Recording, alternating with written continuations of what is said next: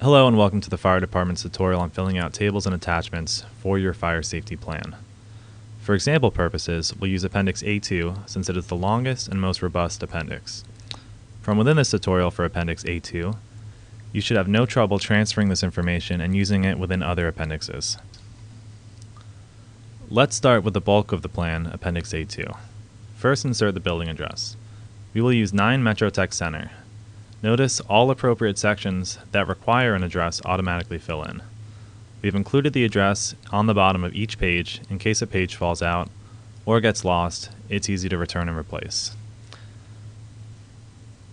Any information that has text already filled into the text fields are instructions. You should replace this information with specifics to your building. The sections can expand and they'll also contract depending on how much information you fill into these sections. Notice if we copy and paste the text, the field will continue to expand infinitely. Pages will break as necessary. Attachment 1 is information regarding the Fire Safety Director. Be sure to fill this out completely and to provide a valid certificate of fitness number for each Fire Safety and Deputy Fire Safety Director. Attachments 2 and 3 are similar to Attachment 1. When adding additional fire safety directors, known as deputy fire safety directors, be sure to have full coverage of the building during regular business hours. If you are a hotel, be sure to have 24-hour coverage with at least one fire safety director on duty at all times. Table 1 is used to identify the fire safety wardens.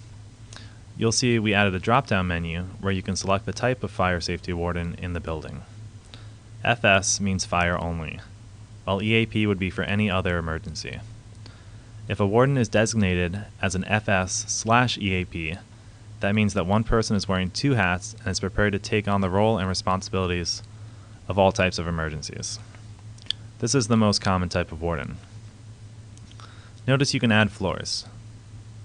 Let's start with the subcellar, and we'll make this 2 lines so it's easier to read. If you have a lot of information, you can type that into the space provided, and you'll see that the text fields expand to accommodate.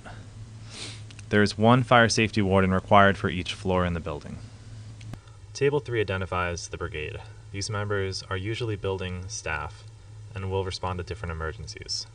3 specific jobs are required to be included in Table 3. The people must be identified to fill these roles. Additional roles can be added depending upon your building. In the EAP section, there are 3 titles that are required to be included. There are drop-downs provided to confirm these titles are included in the plan. For every title, there is a designee, in case that title does not exist in the building. The 3 titles are the building manager, the director of security, and the chief engineer. We'll now jump to Table 6, since most of the other tables are pretty straightforward. First, you'll select the type of alarm system and specify if it rings on the fire floor and the floor above, or if the alarm rings on the fire floor, the floor above, and the floor below. If you click the instruction button, a pop-up box will appear and will give you further instruction on how to fill out the appropriate form. Floors can be added. A reentry floor is a floor that is not locked from the staircase side.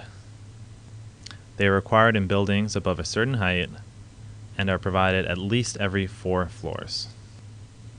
Buildings that have locked staircase doors are usually in place for security reasons. There will be signs throughout the staircases conspicuously identifying reentry floors. Let's make a building, for example. We'll label floors 1 through 4. In this case, we'll make the 4th floor a reentry floor. The color yellow would denote the reentry floor. If you accidentally highlight the incorrect floor, click the white box and convert the box back to white. The form will continue to expand forever, and subsequent pages will be automatically generated to accommodate for larger buildings. In Table 7, you would list the responsible staff members' titles. Personnel are required to be stationed at different building components.